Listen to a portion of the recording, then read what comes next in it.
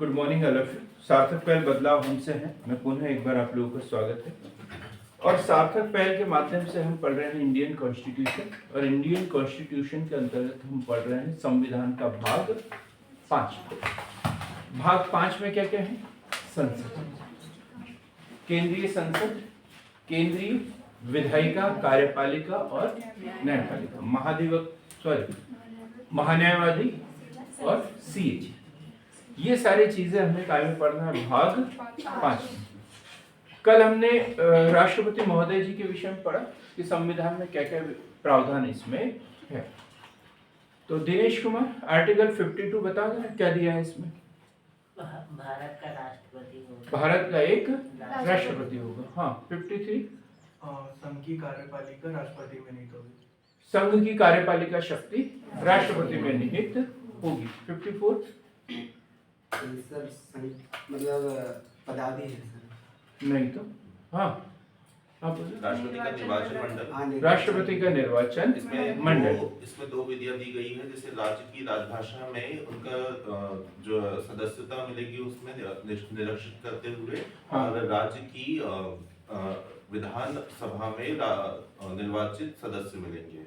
अच्छा, और ये कहाँ पढ़ दिया अपन ने? सिर्फ इतना पढ़ा राष्ट्रपति के लिए निर्वाचक मंडल, इसमें लोकसभा और राज्यसभा के निर्वाचित सदस्य, राज्य विधानसभाओं के निर्वाचित सदस्य, और तीसरा उन केंद्र शासित प्रदेश जहां पर विधानसभा है उनके निर्वाचित सदस्य। ये राष्ट्रपति का निर्वाचक मंडल। ठीक, अच्छा याद किया, लेकिन ये कहीं का कहीं जोड़ दिया आपने, दूसरा कहीं याद किया और वहां जोड़ दिया। हाँ आप बोलो। 55 में राष्ट्रपति का निर्वाचन पद्धति, निर्वाचन की पद्धति। क्या है निर्वाचन की पद्धति? एकल संक्रमणीय, हाँ, आनुपातिक प्रतिनिधित्व की एकल संक्रमणीय मत पद्धति और गुप्त मतदान। क्या है? गुप्त मतदान। 56 बनाए, आर्टिकल 56।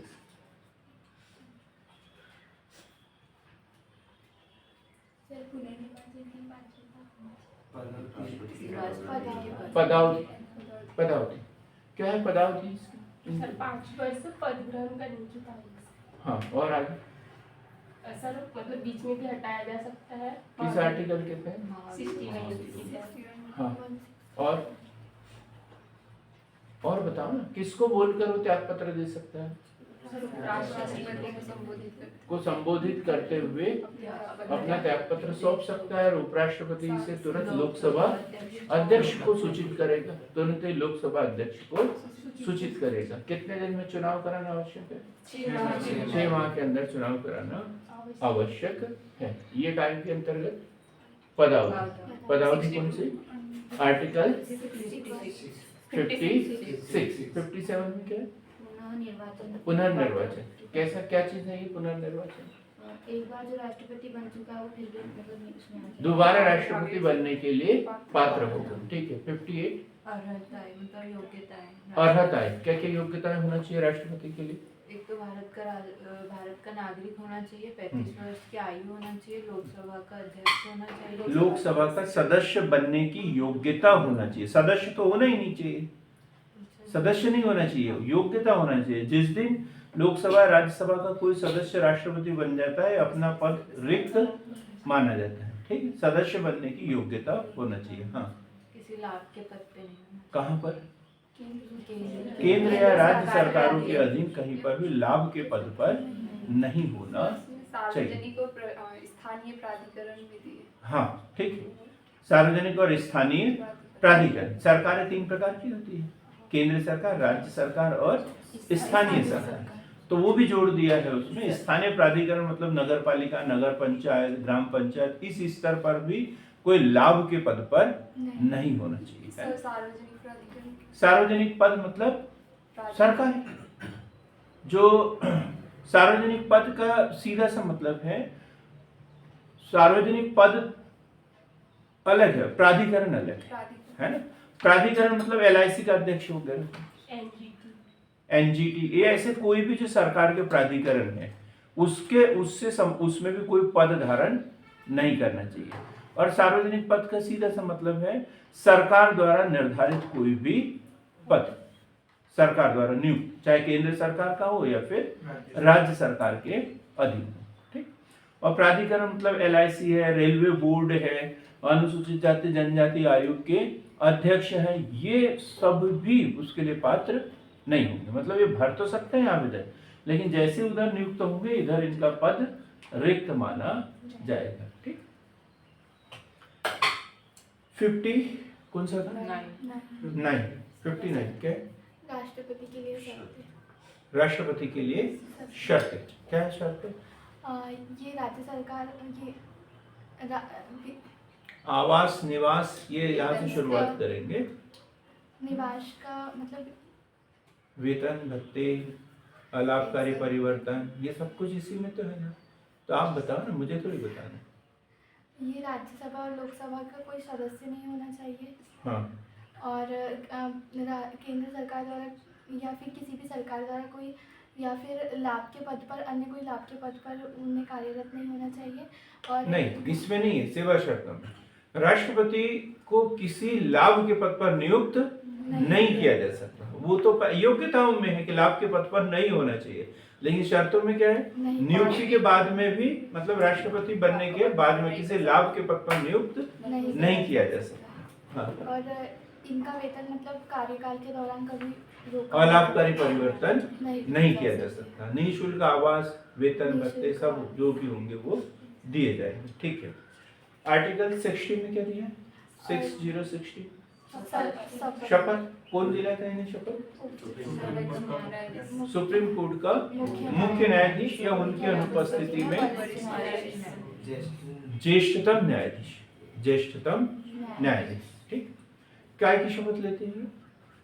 संविधान का संरक्षण, परिरक्षण, प्रतिरक्षण, परिरक्षण, संरक्षण और प्रतिरक्षण के साथ ही पदीय दायित्व, पदीय दायित्व है ना। दो पार्ट है इसमें, पदीय दायित्व और संविधान के संरक्षण, परिरक्षण और प्रतिरक्षण की शपथ लेते हैं। क्लियर हो गया यहाँ तक? 61 में क्या दिया? राष्ट्रपति का महाभियोग चलाने महाभियोग। इसमें 2 जगह पर प्रस्ताव जाएगा। हाँ। इसमें राज्यसभा और लोकसभा में। इसमें हाँ। 14 दिन के पूर्व में इसका प्रस्ताव जो है बताना पड़ेगा और सूचना देना पड़ेगा। कम से कम जो है हमारा 1/4 1/4 सदन के 1/4 सदस्य द्वारा संकल्प पारित होने के प्रस्ताव के बाद जो है, और फिर कितने पारित कैसे करना है उसको? 2/3 बहुमत के द्वारा पारित होने पर ये पारित होने के दिनांक से इन्हें पद मुक्त माना जाएगा। पारित होने के दिनांक से। 62 में क्या है अनिल? सर इसमें यही क्वेश्चन की शुरुआत हुई थी, है ना? सर राष्ट्रपति के रिक्ति निर्वाचन की रिक्ति भरने के लिए। हाँ, रिक्ति के बाद में मतलब समयावधि है ना, मतलब कितने दिन में भरना है इस पद को और कितने समय के लिए भरना है। तो पद रिक्ति के तुरंत बाद, जल्दी से जल्दी, लेकिन अधिकतम समयावधि 6 माह के अंदर, और कितने कार्यकाल के लिए? 5 वर्ष के लिए पूरा कार्यकाल इनका होता है। ठीक। आज हम पढ़ेंगे भारत के उपराष्ट्रपति। कल का बड़ा दिन रहेगा हमारे लिए। पहली बार ऐसा होगा कि लगभग 2 से 2.5 घंटे की क्लास कंटिन्यू चलेगी और हमारा मूल टॉपिक होगा कल का संसद मतलब लोकसभा, राज्यसभा, उनके पदाधिकारी, ये सब कुछ हमें कल पढ़ना है। तो कोई छुट्टी नहीं करेगा, कोई कुछ नहीं। टाइम फिक्स 8 बजे से होगा, 5 से 10 मिनट आगे पीछे हो सकता है। ठीक, अभी से बता दिया मैंने। ग्रुप में अच्छे से मैसेज चला देना है।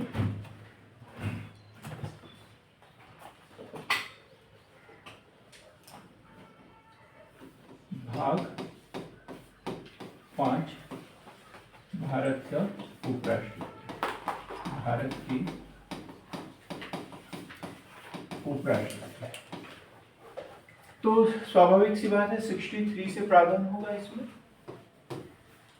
62 के बाद 63, और 63 में स्पष्ट दिया हुआ है भारत का एक उपराष्ट्रपति, भारत का एक उपराष्ट्रपति होगा, भारत का एक उपराष्ट्रपति होगा, भारत का एक उपराष्ट्रपति होगा। सब कुछ पढ़ेंगे हम कंटिन्यू। यहां से क्वेश्चन बनता है, क्वेश्चन बनते हैं। अब हम आशा ऐसी न करें कि आर्टिकल 63 में क्या दिया है ऐसे ही क्वेश्चन होगा, ऐसे ही क्वेश्चन होगा, नहीं, इससे संबंधित कोई महत्वपूर्ण बात भी पूछी जा सकती है। अब 64 उपराष्ट्रपति राज्यसभा का पदेन सभापति होगा, उपराष्ट्रपति राज्यसभा का पदेन सभापति होगा, सभापति होगा, एक्स ऑफिसर चेयरमैन जिसे कहते हैं। जो भी उपराष्ट्रपति होगा वो राज्यसभा का सभापति होगा, जो भी उपराष्ट्रपति होगा वो राज्यसभा का सभापति होगा। तो क्या मतलब है इसका, इसका कार्यकाल वगैरह, जो उपराष्ट्रपति का कार्यकाल होगा वही इसका कार्यकाल है, राज्यसभा के सभापति का भी कार्यकाल उतना ही होगा, ठीक।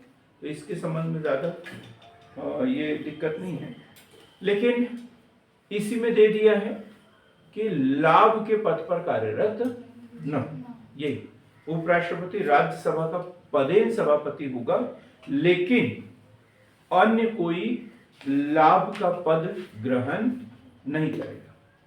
देखो दो पद तो हो गए उसके पास में, एक उपराष्ट्रपति भी हो गया और राज्यसभा का सभापति भी हो गया, दो है, क्लियर एकदम, दो पद हो गए।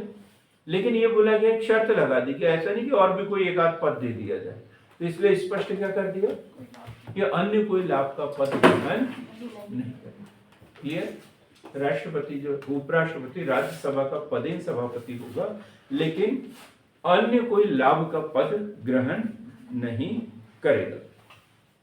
अब 65 कल ये क्वेश्चन उठा था, 65 है? जैसे 61 की बात करें या 62 की बात करें, 61 और 62। 61 में क्या दिया था, महाभियोग, महाभियोग के द्वारा उसे हटाया जाता है, ठीक है, राष्ट्रपति को हटा दिया जाता है। 63 में 62 में पढ़ा अपन ने कि 6 महीने के अंदर उस पद को भरना है, और 6 महीने के अंदर भरने के वो 6 महीने के लिए उपराष्ट्रपति जो है वो इसमें दिया है, उपराष्ट्रपति जो है राष्ट्रपति के पदीय कर्तव्यों का निर्वहन करेगा। तो इस समय उसके साथ में क्या क्या होगा, ये कायदे दिया आर्टिकल 65, इसे लिखेंगे जरा अच्छे से। राष्ट्रपति के पद में आकस्मिक रिक्ति के दौरान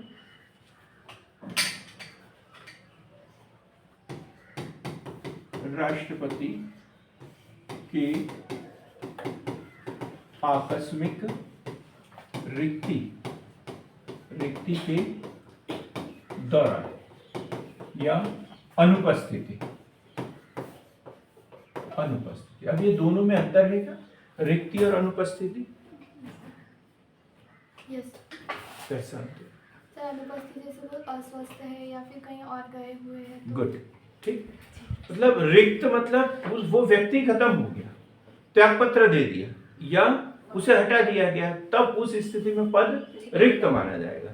लेकिन मान के चलो विदेशी दौरे पे चले गए हैं, हॉस्पिटलाइज हो गए कहीं पर,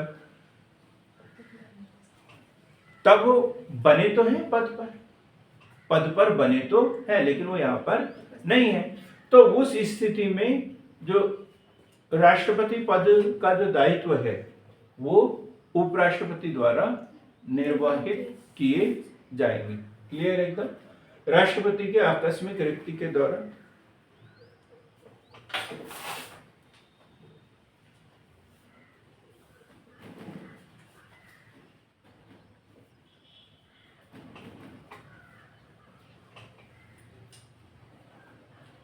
क्लियर एकदम? वो ऑनलाइन वाले बड़े डिस्टर्ब हो रहे हैं। कोई है लेकिन यहाँ वीडियो रिकॉर्ड हो रहा है, बिल्कुल इस तरीके की बातें ना करें अभी।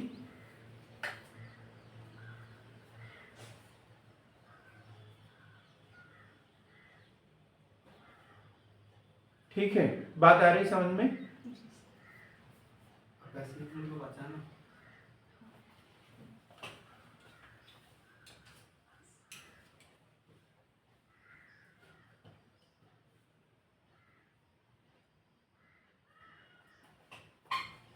हेलो, ठीक है। क्या राष्ट्रपति के आकस्मिक रिक्ति के दौरान या अनुपस्थिति के दौरान उपराष्ट्रपति राष्ट्रपति के पदीय दायित्वों का निर्वहन करेगा?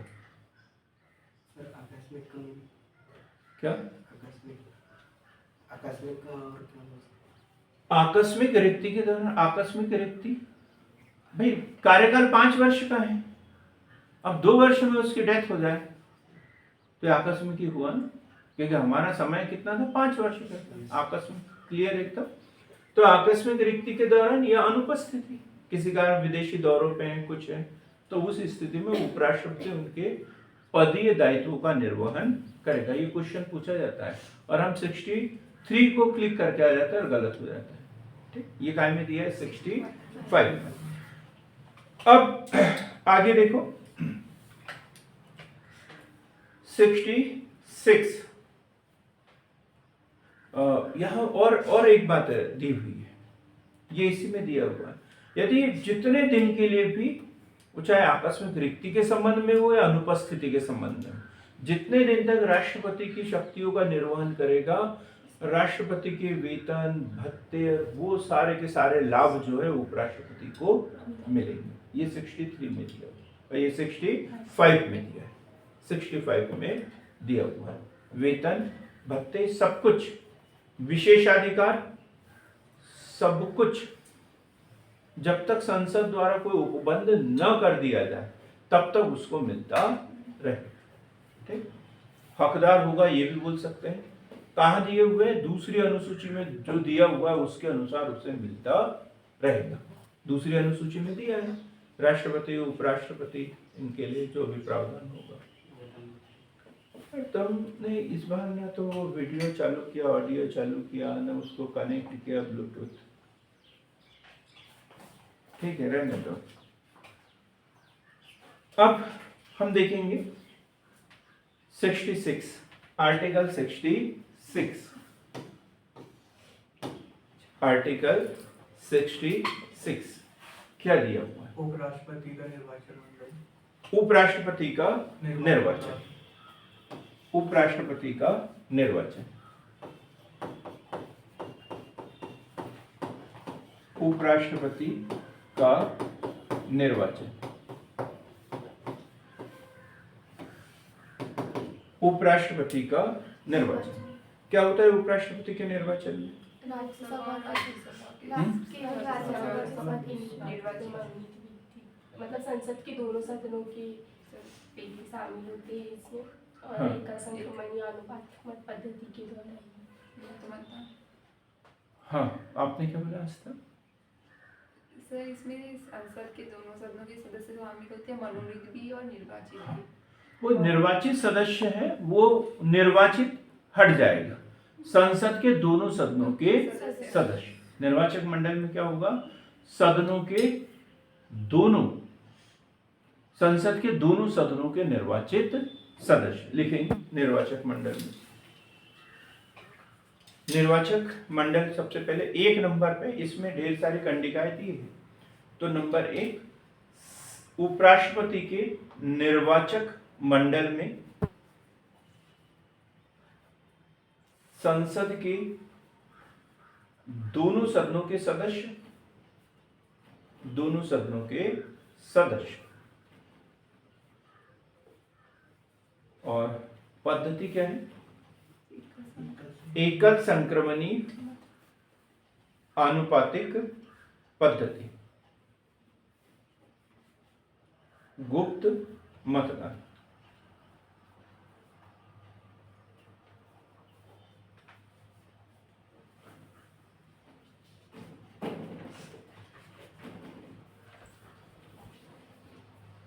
क्लियर एकदम?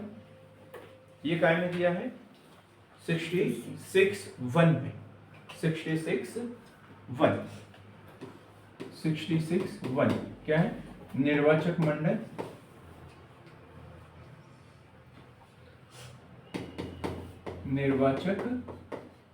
मंडल व पद्धति। अब 66(2) में क्या दिया है? योग्यता है।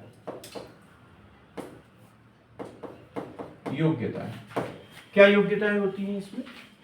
तुम्हारा वो हेडफोन कनेक्ट कर, क्या योग्यताएं होती है? भारत का नागरिक को 35 की और राज्यसभा का सदस्य। बस जो राष्ट्रपति की है वही की वही रहेगी, बस उसमें लोकसभा का सदस्य और इसमें राज्यसभा का सदस्य बनने की योग्यताएं होना चाहिए। भारत का नागरिक हो, 35 वर्ष की आयु पूर्ण कर चुका हो, राज्यसभा का सदस्य निर्वाचित होने की योग्यता रखता हो और लाभ के पद पर न लाभ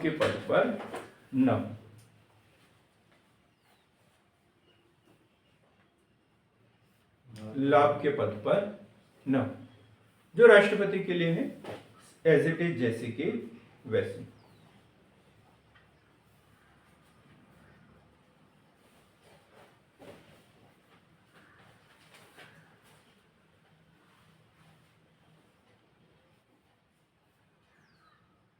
अब हम बात करेंगे 67, आर्टिकल 67 पदावधि। उपराष्ट्रपति की पदावधि कोई बता सकता है कितनी पदावधि होती है? पद ग्रहण की तारीख से 5 वर्ष की अवधि तक। पद ग्रहण की तारीख से 5 वर्ष की अवधि तक। पद ग्रहण की तारीख से 5 वर्ष की अवधि तक। और जैसे राष्ट्रपति के लिए था वैसे इनके लिए भी है। क्या है? राष्ट्रपति को संबोधित करके अपना त्याग पत्र दे सकते हैं। राष्ट्रपति को संबोधित करके अपना त्याग पत्र दे सकते हैं।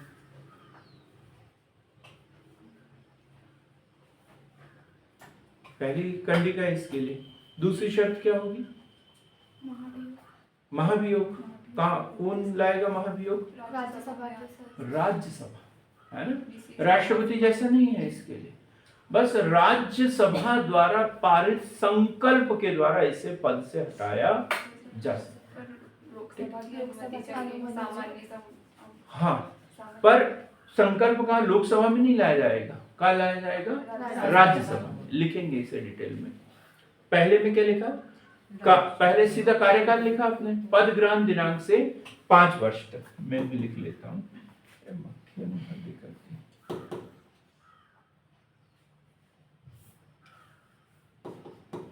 पद ग्रहण दिनांक से 5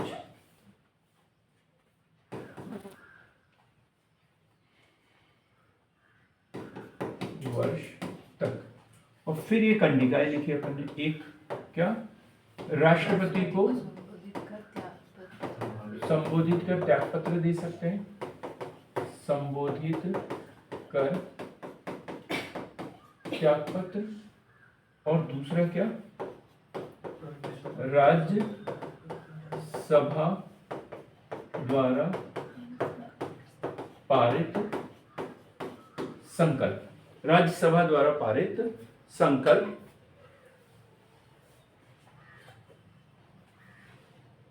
कैसे पारित करेंगे? साधारण बहुमत से पारित संकल्प जिससे लोकसभा सहमत हो, जिससे लोकसभा सहमत हो। मतलब इसमें विशेष बहुमत की बात नहीं की गई। जैसे राष्ट्रपति के लिए क्या है? विशेष बहुमत। विशेष बहुमत क्या होता है? 2/3 कुल सदस्यों का आधे से अधिक और उपस्थित सदस्यों का 2/3। ये विशेष बहुमत कहलाता है। लेकिन इनके लिए सिर्फ बहुमत की बात की है। राज्यसभा एक पारित संकल्प बहुमत से संकल्प पारित कर दे और लोकसभा यदि इसमें सहमत हो जाए, मतलब लोकसभा भी उसे पारित कर दे साधारण बहुमत से, तो फिर उसी दिनांक से ये पद मुक्त माना जाएगा। लेकिन जैसे राष्ट्रपति महोदय जी के लिए प्रावधान है कि जब कोई संकल्प लाया जाता है तो 14 दिन पूर्व उनको सूचना दी जाती है, तो ऐसे इनको भी 14 दिन पूर्व सूचना देना आवश्यक है। दूसरा तरीका है, पहला तो ये कि वो खुद ही अपना त्याग पत्र दे दे, और दूसरा राज्यसभा द्वारा पारित संकल्प। तीसरा क्या हो सकता है? पूजा नहीं आई आज? 1/4 नहीं थी, 1/4 का नहीं है ना, बहुमत यदि सर उनका निर्वाचन आयोग की स्थिति नहीं। हाँ, जब तक उनका उत्तराधिकारी पद ग्रहण न करे तब तक बने रहेंगे ना वो, है ना। कार्यकाल पूरा हो गया 5 वर्ष का, लेकिन कोविड-19 लग गया। भाई लोकसभा के चुनाव थोड़ी है जो करवाना जरूरी हो, तो राष्ट्रपति उपराष्ट्रपति के चुनाव है, उनका कार्यकाल बढ़ा भी सकते हैं। ठीक है, क्लियर एकदम। जब तक उत्तराधिकारी पद ग्रहण न कर ले तब तक वो अपने पद पर बने रहेंगे।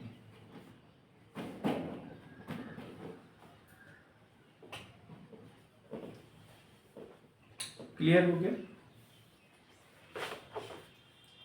अब पद रिक्त हो गया तो फिर उनका चुनाव, वहां पर उनकी जगह दूसरे व्यक्ति को कैसे भरेंगे, तो वो दिया है उपराष्ट्रपति के पद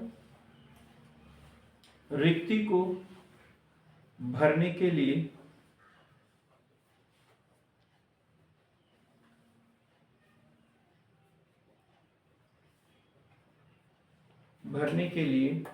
निर्वाचन करने का समय और आकस्मिक रिक्ति को भरने के लिए निर्वाचित व्यक्ति की पदावधि। निर्वाचन का समय वह अवधि कुल मिला के कितने समय के लिए होगा, तो कितने समय में निर्वाचन करना पड़ेगा? 6 महीने। इसमें राष्ट्रपति के लिए तो स्पष्ट दिया हुआ 6 माह का, लेकिन इनके लिए ऐसा कोई स्पष्ट प्रावधान नहीं है ना, स्पष्ट प्रावधान नहीं है कि उपराष्ट्रपति का 6 महीने के अंदर ही चुनाव करना है। जो राज्यसभा का उपसभापति होगा, राज्यसभा का उपसभापति होगा, वो सभापति के कार्य करते रहेगा, वो सभापति के कार्य करते रहेगा और राष्ट्रपति अपना काम करते रहेगा। तो इनकी उतनी इमरजेंसी है नहीं, इतनी इनकी इमरजेंसी है नहीं। तो ये समय का स्पष्ट उल्लेख नहीं है कि 6 महीने के अंदर ही चुनाव कराना है। बट जो शेष कार्यकाल जो था वो समाप्त होने के पहले निर्वाचन करा दिया। मान के चलो कि 4.5 वर्ष तक उन्होंने पदीय दायित्व निभा दिया, अब 6 महीने बचे हैं तो 6 महीने के अंदर चुनाव कराना है। 4 साल तक काम कर लिया, अब 1 साल बचा है तो 1 साल के अंदर कभी भी चुनाव करा देना है। क्लियर हो गया? बची हुई शेष समयावधि के भीतर निर्वाचन कराना है उसका, और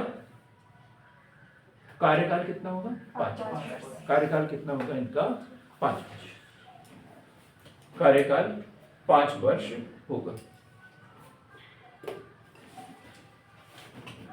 पूर्ण समयावधि के लिए निर्वाचित किया जाएगा। तो देखो एक बार फिर से अपन ये कंडिकाएं देखते हैं 6 की 6। तो 63 भारत का एक उपराष्ट्रपति होगा, 64 उपराष्ट्रपति राज्यसभा का पदेन सभापति होगा, लेकिन अन्य कोई लाभ का पद ग्रहण नहीं करेगा। 65 राष्ट्रपति के आकस्मिक रिक्ति के दौरान या अनुपस्थिति के दौरान वो राष्ट्रपति के पदीय दायित्वों का निर्वहन करेगा, और इसके लिए अनुसूची 2 में जो राष्ट्रपति के लिए वेतन, भत्ते, शर्तें, लाभ जो भी है उसको पाने का वो हकदार होगा। उपराष्ट्रपति का निर्वाचन, तो इसमें 2-3 कंडिकाएं दी हुई है, मैंने 2 ही लिखी है लेकिन और भी है उसमें। एक तो निर्वाचक मंडल, तो संसद के सदस्य, संसद के दोनों सदनों के सदस्य। पद्धति आनुपातिक प्रतिनिधित्व की एकल संक्रमणीय मत पद्धति, गुप्त मतदान। फिर इसमें 66(2) में ये भी दिया हुआ है कि लोकसभा राज्यसभा का वो सदस्य नहीं होगा, सदस्य नहीं होगा, और सदस्य होगा तो उपराष्ट्रपति के पद पर निर्वाचन दिनांक से उसे रिक्त माना जाएगा। और फिर उसकी योग्यता दी हुई है, भारत का नागरिक हो, राज्यसभा का सदस्य बनने की योग्यता रखता हो, 35 वर्ष की आयु पूरी कर ली हो, कहीं लाभ के पद पर निर्वाचित न हो। इसके बाद में 66(4) में ये भी दिया हुआ है, यदि कहीं पहले से लाभ के पद पर है तो वो पद रिक्त माना जाएगा, वो पद रिक्त माना जाएगा। ये सारी कंडीशन इसमें दी। 67 उपराष्ट्रपति की पदावधि, तो पद ग्रहण दिनांक से 5 वर्ष तक, लेकिन बीच में राष्ट्रपति को संबोधित अपने त्याग पत्र द्वारा वो अपने पद से मुक्त भी हो सकता है। दूसरा है कि राज्यसभा द्वारा पारित बहुमत से, राज्यसभा द्वारा बहुमत से पारित संकल्प एवं लोकसभा की सहमति के बाद भी उसे पद से मुक्त किया जा सकता है। तीसरी कंडीशन क्या है, जब तक उनका उत्तराधिकारी पद ग्रहण न कर ले तब तक वो पद पर बना रहता है। और फिर निर्वाचन, वो उसकी अवधि, यदि आकस्मिक पद रिक्त हो जाता है तो उसके निर्वाचन और अवधि। तो जो शेष कार्यकाल जो बचा हुआ है उसके समाप्त होने के पहले पहले उसका निर्वाचन करना होगा और 5 वर्ष की पूर्ण अवधि तक वो कार्यरत रहेंगे। अब हम पढ़ेंगे 69।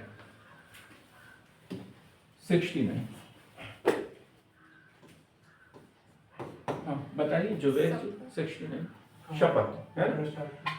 उपराष्ट्रपति द्वारा शपथ या प्रतिज्ञा, उपराष्ट्रपति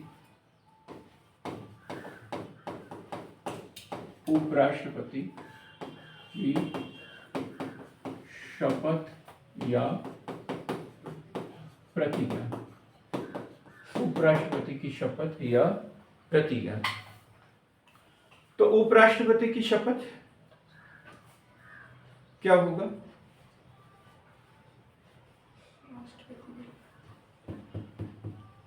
संविधान के संरक्षण, परिरक्षण, प्रतिरक्षण की शपथ नहीं है, सिर्फ पदीय दायित्वों की है। संविधान के प्रति सच्ची श्रद्धा निष्ठा रखूंगा, और जिस अभी लिखने की जरूरत नहीं, ये सबके लिए ऐसे ही होता है। अब ये कॉमन शपथ हो गई है सबके लिए। तो क्या है, यही तो अंतर है राष्ट्रपति की और अन्य पदाधिकारियों की शपथ में। मूल अंतर क्या है?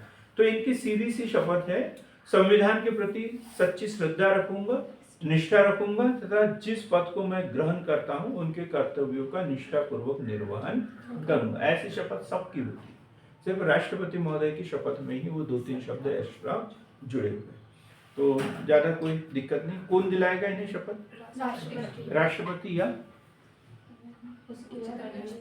उसके द्वारा नामित कोई व्यक्ति।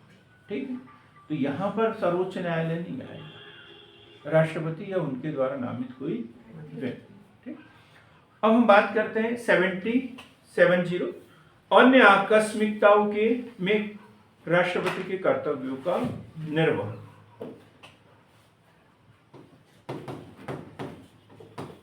अन्य आकस्मिकताओं में राष्ट्रपति के कर्तव्यों का निर्वहन, ये भी समझने की जरूरत है। अन्य आकस्मिकताओं में राष्ट्रपति के कर्तव्यों का निर्वहन।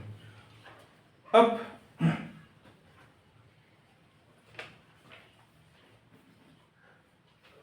हमने 65 पढ़ा, राष्ट्रपति के पद में आकस्मिक रिक्ति के कारण या उनकी अनुपस्थिति में उपराष्ट्रपति का राष्ट्रपति के रूप में कार्य करना या उनके कृत्यों का निर्वहन, ये 65 में।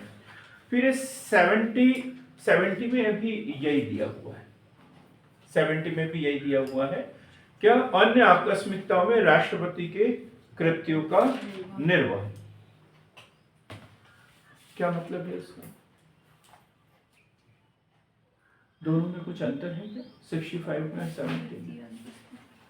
देखो 65 65 में वही कर्तव्य दिए हैं जो राष्ट्रपति के पदीय दायित्व है, लेकिन इसके अलावा भी कुछ आकस्मिक जिम्मेदारी होती है जो राष्ट्रपति को राष्ट्र प्रमुख होने के नाते करना होता है, जो उसमें उल्लेख नहीं है।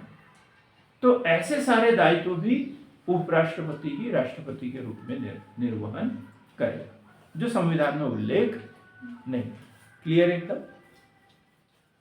65 में तो वही है जो उसके आर्टिकल में स्पष्ट दिया हुआ है, लेकिन कुछ ऐसे कार्य भी हो सकते हैं जिसका किसी आर्टिकल में स्पष्ट उल्लेख न हो, लेकिन यह माना जाएगा कि यह राष्ट्रपति निर्वहन करेगा।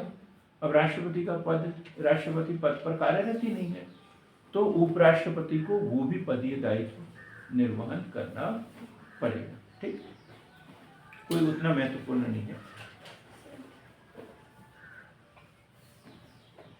तो ये राष्ट्रपति की इच्छा, उपराष्ट्रपति की इच्छा के ऊपर है, जो वो ठीक समझे, उचित समझे। यदि करना है तो करे, नहीं करना है तो नहीं करे, लेकिन इसमें दिया हुआ है। अब 71 राष्ट्रपति,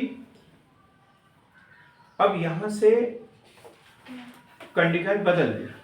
ठीक है, अब ये कॉमन चीजें आ गई जो दोनों के ऊपर लागू होती है। 71 राष्ट्रपति या उपराष्ट्रपति के निर्वाचन से संबंधित विषय, संबंधित विषय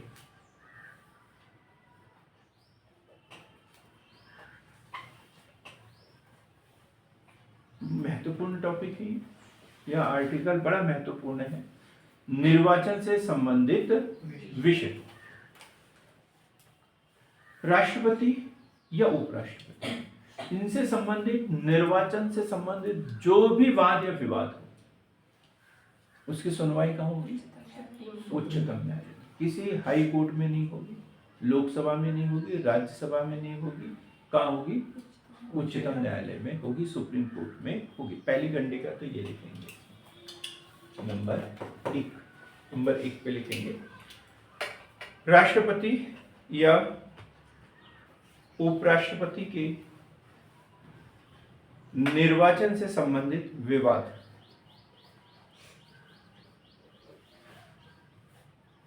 विनिश्चय उच्चतम न्यायालय द्वारा, विनिश्चय उच्चतम न्यायालय द्वारा, और अंतिम अंतिम कैसा होगा? विजया मैडम आप बताइए। सर, जो सुप्रीम कोर्ट में बोल दिया वही वही डिसीजन होगा, लास्ट डिसीजन। इसको और बेहतर तरीके से कैसे बोल सकते हैं? अब उसकी कहीं अपील नहीं हो सकती, उसकी समीक्षा नहीं हो सकती, उसको चुनौती नहीं दी जा सकती। जैसे हाई कोर्ट में कोई निर्णय होता है तो हम कहाँ चल जाते हैं?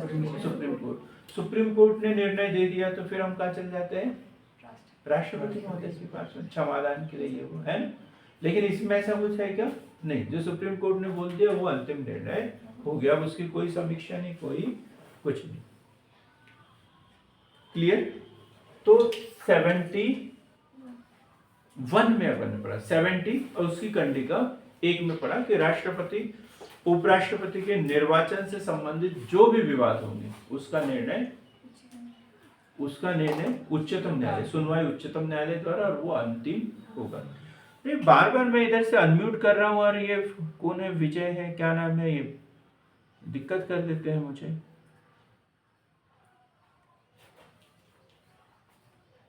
अगला लिखेंगे, यदि उच्चतम न्यायालय द्वारा राष्ट्रपति या उपराष्ट्रपति के निर्वाचन को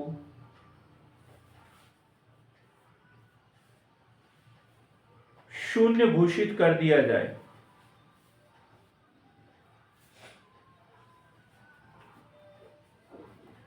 शून्य घोषित कर दिया जाए। अब यहां थोड़ा समझना है, फिर अपने शब्दों में लिख लेना। समझो एक कहानी की तरह, मान के चलो कि कोई राष्ट्रपति या उपराष्ट्रपति के पद पर नियुक्त हो गया, ठीक, और उधर उनका निर्वाचन जो है वो विवादों में आ गया।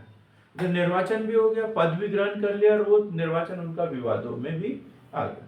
अब सुप्रीम कोर्ट कोई जादू की छड़ी तो है नहीं जो एक दिन में ही निर्णय कर दे, तो निर्णय की प्रक्रिया चलेगी, 2 महीने, 3 महीने, 4 महीने भी लग सकती है।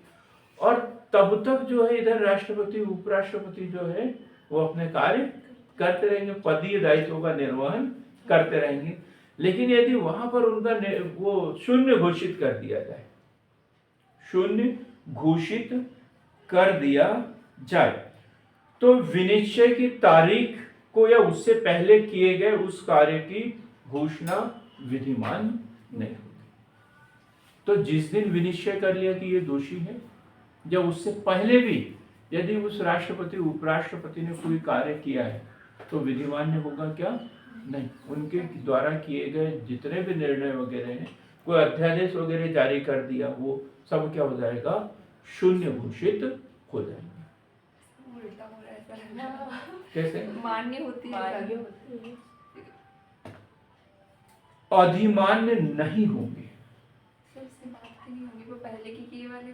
नहीं नहीं, जो विनिश्चय किया वो बोल रहा हूं मैं। जब विनिश्चय कर लिया तो फिर वो अधिमान्य नहीं होंगे। सुप्रीम कोर्ट में निर्णय, सुप्रीम कोर्ट में प्रकरण दर्ज हो गया, और उसके बाद में जिस दिन विनिश्चय हो जाएगा, उनके ऊपर आरोप तय हो जाएगा, उसके बाद में भी उन्होंने मान के चलो त्याग पत्र नहीं दिया, ये नहीं हुआ, वो नहीं हुआ, और उसके बाद में भी कोई वो निर्णय देते हैं, तो वो विधिमान्य नहीं होंगे, विधिमान्य नहीं होंगे। ठीक है। अब मान के चलो कि 1 साल हो गया कार्य करते हुए, उसके बाद में उनके ऊपर कोई आरोप लगाया जा रहा है, तो 1 साल वाले तो रहेंगे, लेकिन जो उनके ऊपर आरोप तय हो गए उसके बाद में यदि उन्होंने कोई निर्णय वगैरह दिया है तो विधिमान्य नहीं होंगे, ये बोल रहा हूं। क्लियर है एकदम? तो लिखेंगे इसे भी, निर्वाचन शून्य घोषित कर दिया जाए तो विनिश्चय की तारीख को, विनिश्चय की तारीख को या उससे पहले किए गए कार्य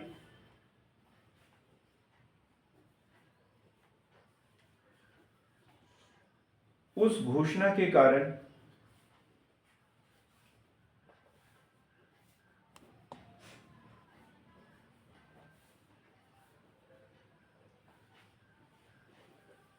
आप सही बोल रहे थे, अविधिमान्य नहीं होंगे। ठीक, अविधिमान्य नहीं होंगे। ठीक है, शब्दों की हेर फेर को समझे वहां पर। अविधिमान्य भी दिया है और नहीं भी दिया है, तो अविधिमान्य नहीं होंगे। इसका मतलब यह है कि जब तक वो पद पर रहे हैं, उन्होंने कार्य किया है, तो वो विधिमान्य है, विधिमान्य रहेंगे। यदि पद से रिक्त नहीं किया गया है, पद खाली नहीं किया गया है, तो उसमें उनका कोई कसूर नहीं। ठीक, जब तक पद पर बने रहेंगे, उन्होंने जो कार्य किया है वो विधिमान्य रहेंगे, अविधिमान्य नहीं रहेंगे। ठीक है।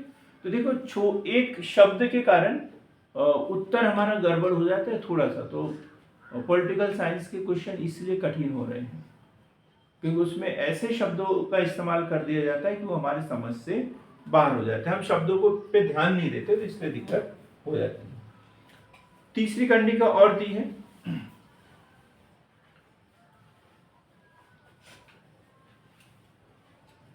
राष्ट्रपति या उपराष्ट्रपति के निर्वाचन से संबंधित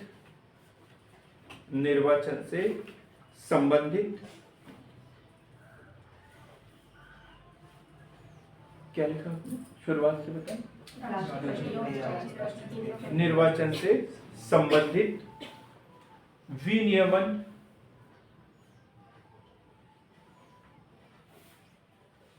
संसद विधि बनाकर कर सकती है। संसद विधि बनाकर कर सकती है। जो राष्ट्रपति के निर्वाचन से संबंधित जो प्रक्रिया है जो दी हुई है आर्टिकल में, तो संसद विधि बनाकर उसमें परिवर्तन भी कर सकते हैं, कुछ जोड़ सकती है। किया है संसद ने, क्या किया है, क्या किया है? लाभ के पद को कई बार बोला गया है कि ये जो पद है वो लाभ का पद नहीं माना जाएगा, कि राष्ट्रपति का चुनाव लड़ने में कोई बाधा आ रही थी तो उस पद को ही क्या करते हैं, लाभ के पद के दायरे से बाहर कर दिया गया। अपन पढ़ेंगे लाभ का पद, जब पढ़ेंगे जैसे ये बोला कि ये इस पद पे, बोले वो लाभ का पद नहीं है, तुरंत ही विधि बनाई और उस पद को लाभ के पद के दायरे से बाहर कर दिया गया। तो ये अधिकार है, संविधान ने दिया है। किसको दिया है? संसद को दिया है। ऐसे नहीं कि उच्चतम न्यायालय करेगा, नहीं, संसद ये निर्णय करेगी। 72 कल अपन ने पढ़ लिया, राष्ट्रपति की क्षमादान करने की शक्ति। 73 संघ की कार्यपालिका शक्ति का विस्तार। 72 राष्ट्रपति की क्षमादान शक्ति और 73 क्या है? संघ की कार्यपालिका शक्ति का विस्तार। संघ की कार्यपालिका शक्ति का विस्तार। कल अपन ने पढ़ा 63 संघ की कार्यपालिका शक्ति किसमें निहित होगी? राष्ट्रपति में निहित होगी। 62 नहीं 52 भारत का एक राष्ट्रपति होगा और 53 संघ की कार्यपालिका शक्ति राष्ट्रपति में निहित होगी।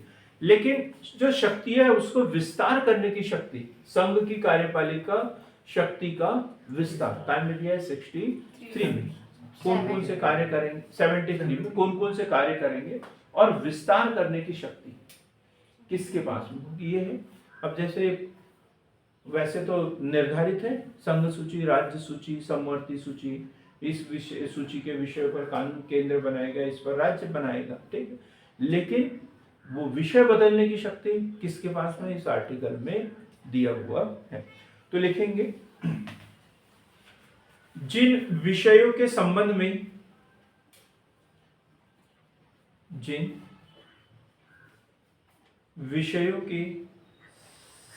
में संसद को विधि बनाने की शक्ति है, उन तक यहाँ पे अलग अलग कंडिका दी हुई है, 1 और 2। तो जिन विषय पर मतलब संघ सूची की बात करें, अभी 100 से अधिक विषय हो गए हैं, तो पहले तो नहीं थे, इसमें 97 है। तो ये इसके आधार पर जो भी विषय जो है संघ सूची में शामिल करते जाएंगे, अब उसमें इनको विधि बनाने की शक्ति इनको मिलेगी, ठीक। अब और दूसरी कंडिका में क्या दिया है? किसी संधि या करार के आधार पर भारत सरकार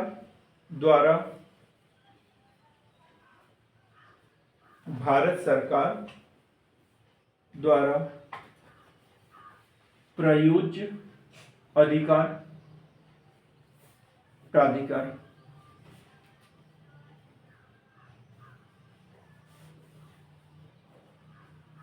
अब ये क्या है?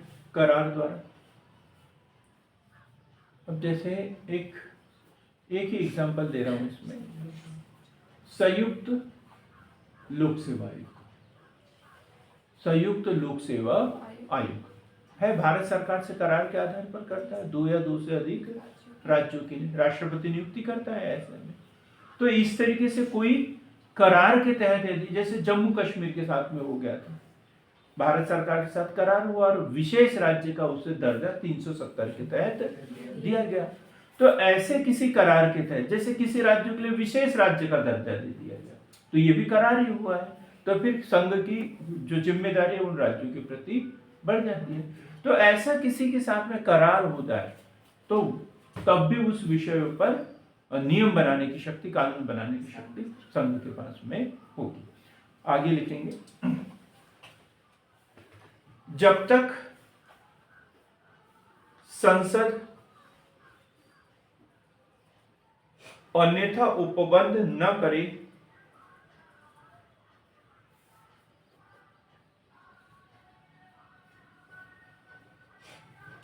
जब तक संसद अन्यथा उपबंध न करे तब तक इस अनुच्छेद में किसी बात के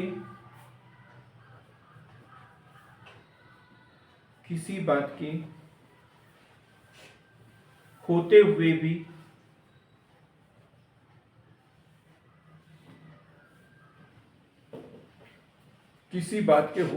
भी कोई राज्य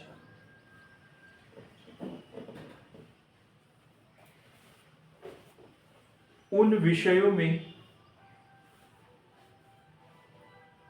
उसको समझा दूंगा मैं, अभी लिखते चलो, उन विषयों में जिसके संबंध में संसद को विधि बनाने की शक्ति है,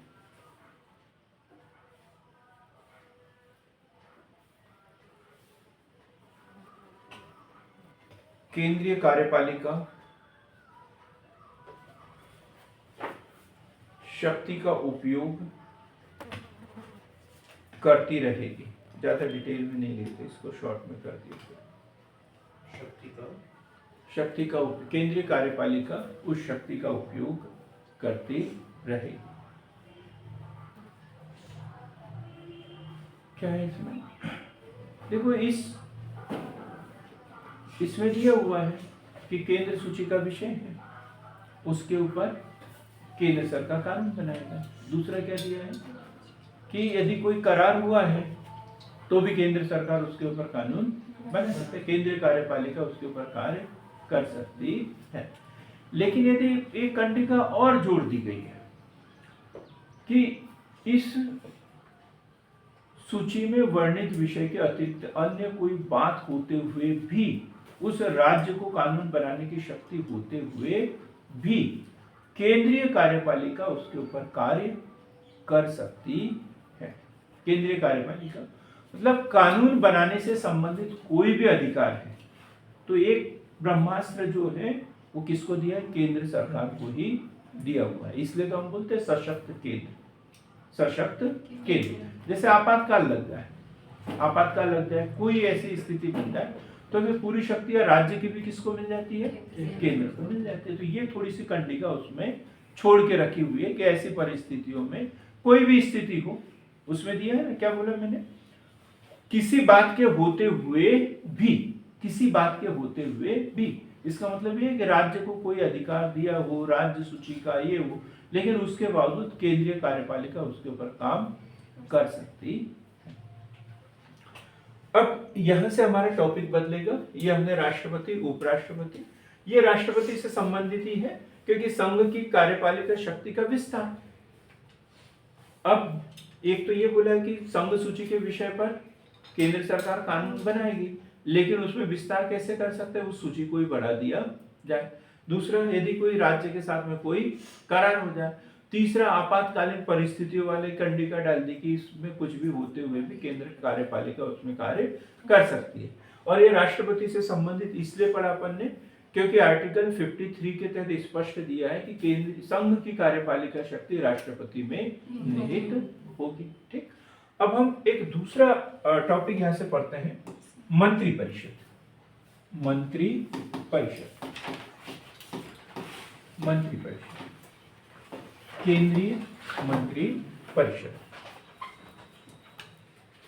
केंद्रीय मंत्रिपरिषद। अब मंत्रिपरिषद से संबंधित ठेठ जो प्रावधान है वो 79 से है, 79, 80 और 81 से। लेकिन कुछ ऐसी कंडिकाएं इसमें आ रही है जो मंत्रिपरिषद और राष्ट्रपति से संबंधित है, तो वो हम कहाँ पढ़ेंगे? मंत्रिपरिषद के अंतर्गत, यहीं से पढ़ना शुरू कर देते हैं। मंत्रिपरिषद होता क्या है वैसे? केंद्रीय कार्यपालिका का एक अंग, केंद्रीय कार्यपालिका का एक अंग, यह केंद्रीय कार्यपालिका का सबसे महत्वपूर्ण हिस्सा।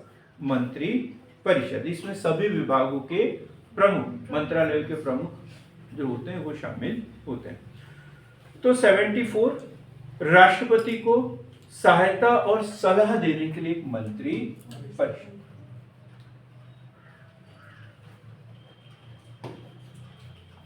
मक्खी बैठी है यार ये। 74 राष्ट्रपति को सलाह एवं सहायता देने हेतु मंत्री परिषद, मंत्री परिषद, मंत्री परिषद काय के लिए? राष्ट्रपति को सलाह और सहायता करने के लिए एक मंत्री परिषद होगी, मंत्री परिषद होगी। सीधा सा स्पष्ट मंत्री परिषद का उल्लेख, यदि ये क्वेश्चन बन जाए मंत्री परिषद के कार्य लिखिए, ऐसा क्वेश्चन बन जाता है, मंत्री परिषद के कार्य लिखिए। तो हम मंत्री परिषद के कार्य और 1 2 3 4 5 लिखना शुरू कर दिया। और यदि हमने लिखा सबसे महत्वपूर्ण कार्य तो यही दिया है इसमें, आर्टिकल 74 के अंतर्गत राष्ट्रपति को सहायता एवं सलाह देने के लिए एक मंत्री परिषद होगी। तो आधे नंबर के मालिका भी इस एक लाइन से बन जाते हैं। फिर बाकी कार्य लिखते रहो, कानून बनाना और ये वो सब लिखते रहो, लेकिन उससे महत्वपूर्ण क्या है ये, भाई राष्ट्रपति जो भी कार्य कर रहा है तो किसकी सलाह से कर रहा है?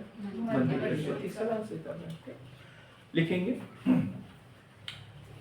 74(1) में लिखेंगे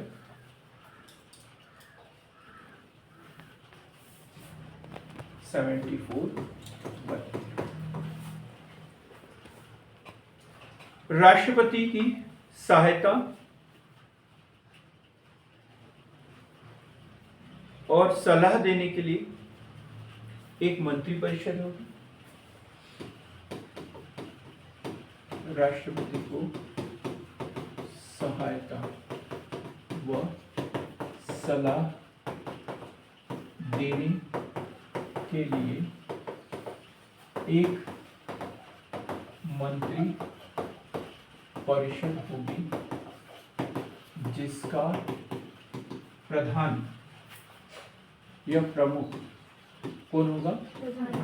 प्रधानमंत्री, प्रधानमंत्री होगा। अभी तक सोचते हैं कि मंत्री पर प्रधानमंत्री का पद किस आर्टिकल में उल्लेखित है?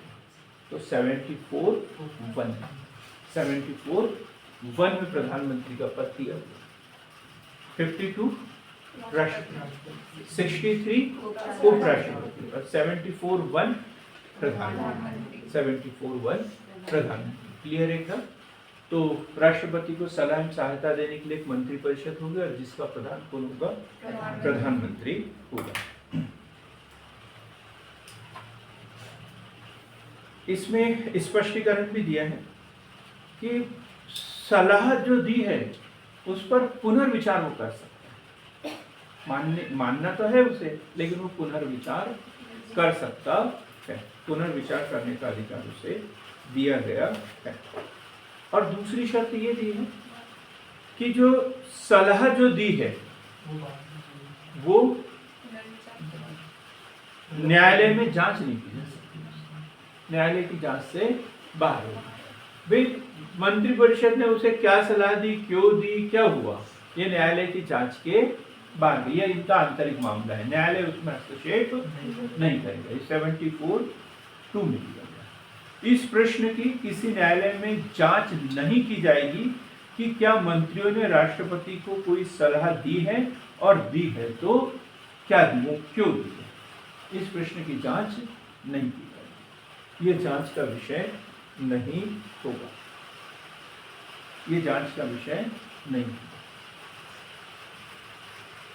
और यदि ऐसा होता तो फिर तो राष्ट्रपति और प्रधानमंत्री के बीच में विवाद होते रहते हैं, विपक्ष जो है हावी होते रहते हैं। लेकिन स्पष्ट प्रावधान दिया है कि ये जांच का विषय नहीं है।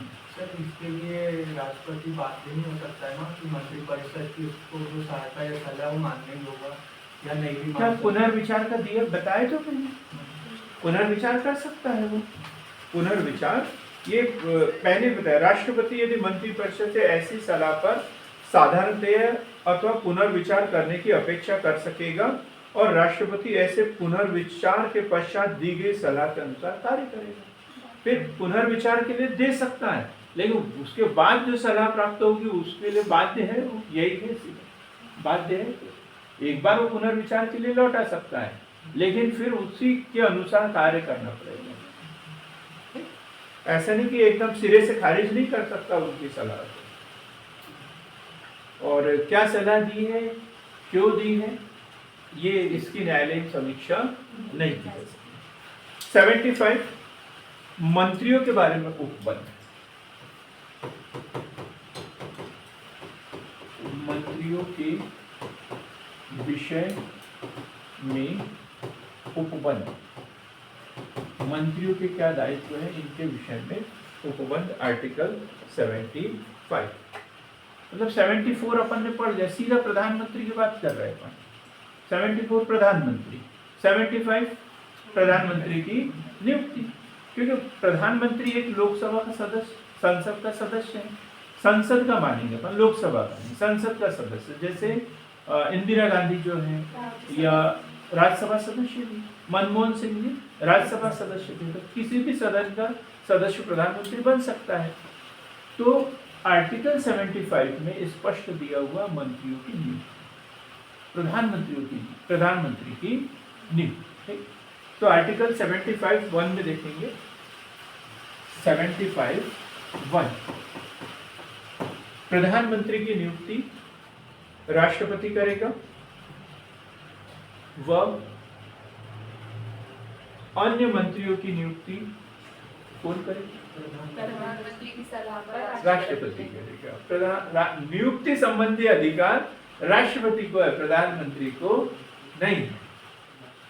तो स्पष्ट है, प्रधानमंत्री की नियुक्ति राष्ट्रपति करेगा और अन्य मंत्रियों की नियुक्ति राष्ट्रपति प्रधानमंत्री की सलाह पर करेगा या प्रधानमंत्री की सलाह पर राष्ट्रपति करेगा।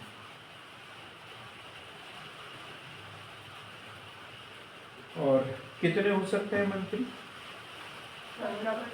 15% से अधिक नहीं।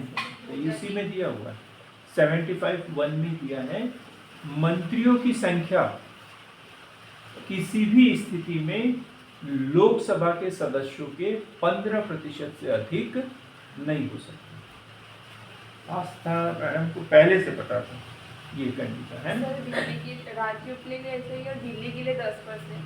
हाँ, वो दिल्ली क्या है, राज्य नहीं, केंद्र शासित प्रदेश है, वहाँ विधानसभा का गठन अलग पद्धति से हुआ है, इसलिए उनके लिए शर्तें हैं।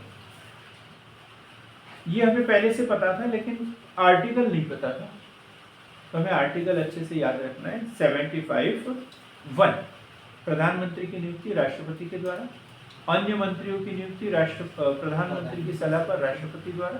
किसी भी स्थिति में मंत्रिपरिषद के सदस्यों की संख्या लोकसभा के कुल सदस्यों के 15% से अधिक नहीं हो सकती।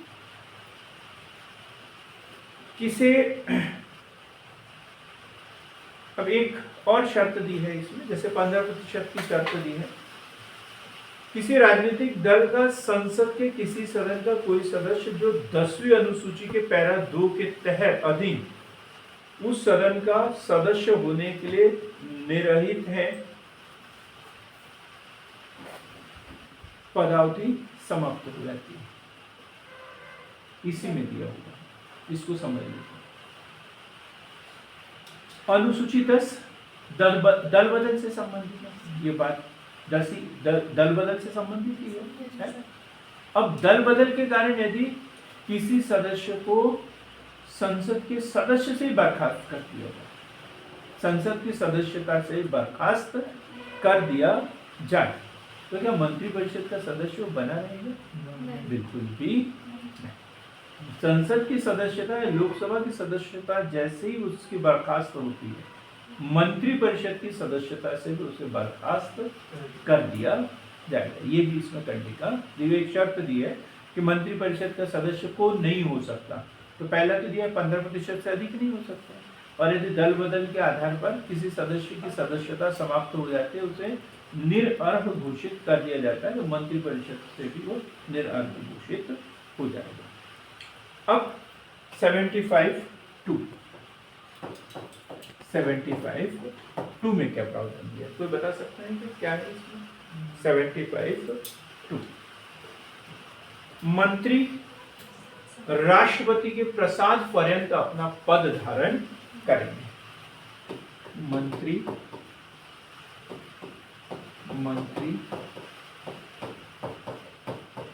राष्ट्रपति के प्रसाद पर्यंत अपना पद धारण करेंगे। ठीक, वैसे वास्तव में ऐसा होता नहीं है, वो तो लोकसभा चाहती है किससे इस्तीफा लेना है किससे नहीं लेना है, लेकिन स्पष्ट प्रावधान दिया है कि उन्होंने नियुक्ति की है और वही उसको पद से हटा भी सकते हैं। ठीक, राष्ट्रपति के प्रसाद पर्यंत धारण करेंगे। मंत्रिपरिषद 75(3) ये बहुत महत्वपूर्ण है। मंत्री परिषद किसके प्रति उत्तरदायी है? सामूहिक रूप से लोकसभा के प्रति। गुड, सामूहिक रूप से लोकसभा के प्रति। मंत्रिपरिषद जी सामूहिक रूप से लोकसभा के प्रति उत्तरदायी है। मतलब जब तक लोकसभा का उन पर विश्वास है मंत्रिपरिषद बनी रहेगी, और लोकसभा का विश्वास यदि नहीं रहे तो लोकसभा भंग हो जाएगी। स्पष्ट है ना? एकदम लोकसभा उसको बहुमत साबित करना पड़ता है। अविश्वास प्रस्ताव पारित हो जाए तो मंत्रिपरिषद खत्म। क्लियर? तो मंत्रिपरिषद सामूहिक रूप से लोकसभा के प्रति उत्तरदायी है। ऐसे छोटे छोटे क्वेश्चन बन जाते हैं। हम प्रधानमंत्री लिख के आ जाते हैं, संसद लिख के आ जाते हैं और गड़बड़ कर देते हैं। तो किसके प्रति? और व्यक्तिगत रूप से राष्ट्रपति के प्रति। यह है राष्ट्रपति के प्रसाद पर्यंत जो मंत्रिपरिषद का सदस्य है वो व्यक्तिगत रूप से किसके प्रति उत्तरदायी है? राष्ट्रपति के प्रति। और सामूहिक रूप से किसके प्रति? लोकसभा के प्रति उत्तरदायी है। 4 75(4)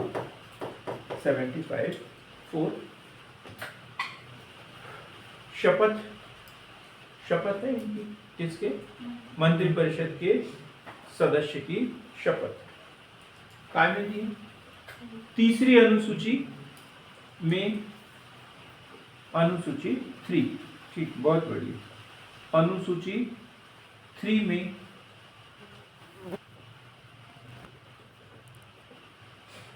पद व गोपनीयता की शपथ लेते हैं। कौन दिलाता है शपथ? है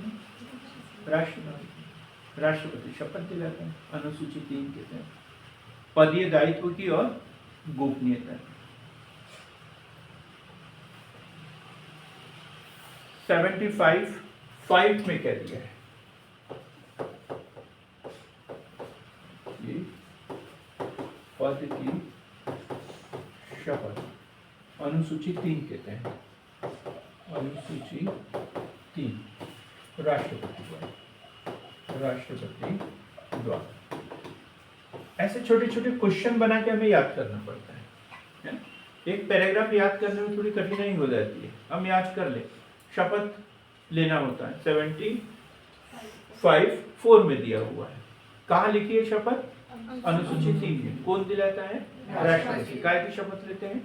पद व गोपनीयता। संविधान के परिरक्षण की नहीं लेते, पद व गोपनीयता की लेते हैं। अब 75(5) में दिया है 6 मास की अवधि।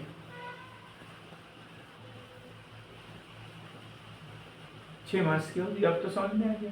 कोई सदस्य यदि लगातार 6 माह तक अनुपस्थित रहे तो फिर सदस्यता समाप्त हो जाती है, मंत्रिपरिषद पद भी समाप्त हो जाता है।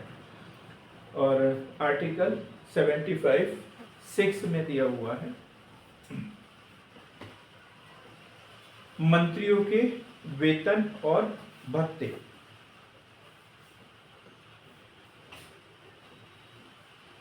वेतन और भत्ते क्या प्रावधान होगा? धनेश्वरी मैडम आप बताइए, ऑनलाइन वाला कोई बता दे क्या प्रावधान होगा वेतन भत्तों के। दूसरी अनुसूची में जो दिया हुआ है, बहुत ही बढ़िया। नाम बताइए आपका, जिन्होंने बोला, आपका नाम बताइए। बहुत बढ़िया। कहाँ से अटेंड कर रहे हैं आप क्लास? गुड, बहुत बढ़िया, बहुत बढ़िया। कंटिन्यूटी बनाए रखिए, आप अच्छा पढ़ रहे हैं। तो आर्टिकल अनुसूची 2 में दिया हुआ है वेतन और भत्ते, वेतन और भत्ते, लेकिन इसमें फिक्स नहीं किए हैं इनके वेतन। वो दिया है कि अनुसूची 2 में वो जो पद दिए हुए उनके वेतन भत्तों की बात की गई है, लेकिन इसमें स्पष्ट दिया है अनुसूची 2 के तहत वेतन भत्ते निर्धारित किए जाएंगे, संसद विधि बनाकर इनके वेतन भत्ते निर्धारित करेगी। ये भी दिया हुआ। वेतन भत्ते कितने बढ़ रहे हैं, जब चाहे तब पारित हो जाता है, एक विधेयक आ जाता है, हमें पता भी नहीं चलता, कोई बहस हुए बगैर ही इनके वेतन भत्ते निर्धारित हो जाते हैं। बार बार जो सरकारी कर्मचारी इस बात के लिए विवाद करते हैं, किस बात के लिए? वेतन भत्तों के लिए, पेंशन के लिए। सरकारी कर्मचारी 2005 या उसके बाद से केंद्र सरकार, राज्य सरकार, स्थानीय निकाय के अधीन जितने भी अधिकारी कर्मचारी नियुक्त हो रहे हैं उनकी पेंशन बंद कर दी गई गवर्नमेंट ने। लेकिन जो, जबकि सरकारी कर्मचारी जो है कोई 21 साल में नियुक्त होता है, कोई 25 साल में नियुक्त होता है, कोई 30 साल में नियुक्त होता है, लेकिन रिटायर कब होता है? 60 साल या 62 साल या 65 साल की उम्र में। कि जो व्यक्ति 30-35 साल की सेवाएं देता है और वो भी जब सेवानिवृत्त होता है, उसके हाथ में कुछ है, उसके आगे की, यदि मेरे जैसा आदमी, स्वस्थ आदमी यदि रिटायर हो जाए और वो रिटायर होने के बाद 30 साल तक जिंदा रहे, तो उसके पैसे तो रहेंगे ही नहीं, कहाँ से कमाएगा, क्या करेगा, है ना? लेकिन मंत्रियों के साथ में या जो जनप्रतिनिधि है, इनके साथ में क्या, इनकी पेंशन और कार्यकाल सिर्फ 5 वर्ष का है। आरोप तो ये भी लगाया जाता है कि यदि एक विधायक बने हैं और फिर सांसद बने हैं, फिर मंत्री बने हैं, तो तीनों की अलग अलग पेंशन इनको मिलती रहती है। ये विवाद का विषय बनता है। सरकारी कर्मचारी बोलते हैं कि हम रात दिन काम करते हैं तो हमारी कोई पेंशन नहीं। अरे इन लोग 5 साल के लिए नियुक्त होते हैं, पद भी कोई स्थायी नहीं है, जब चाहे तब ये पद इनका समाप्त भी हो सकता है, लेकिन एक बार नियुक्त हो गए मतलब पेंशन इनकी फिक्स होगी। तो ऐसा आरोप लगाया जाता है सरकारी कर्मचारियों के द्वारा। अभी आप लोगों को तय करना है कि सही है या गलत है। देखिए मैडम क्या सोच रहे हैं आप? नहीं सोचा तो अब सोचना शुरू कर दो। तो ठीक है, 75(6) में क्या दिया है इनका? वेतन भत्ते अनुसूची 2 के तहत और संसद द्वारा समय समय पर विधि द्वारा निर्धारित करेगी। ठीक है, आज के लिए इतना ही। कल हम इसे कंटिन्यू करेंगे। महान्यायवादी का पद के विषय में पढ़ेंगे, संसद के बारे में पढ़ेंगे, लोकसभा राज्यसभा के बारे में पढ़ेंगे, बड़ी क्लास होगी, संसद के अधिकारियों के बारे में पढ़ेंगे, लोकसभा अध्यक्ष, स्पीकर वगैरह उनके विषय में डिटेल में पढ़ेंगे। तो मिलते हैं कल ऐसे ही बेहतर क्लास के साथ में। हमारे चैनल को लाइक करने के लिए, सब्सक्राइब करने के लिए बहुत बहुत धन्यवाद। अधिक से अधिक लोगों तक पहुंच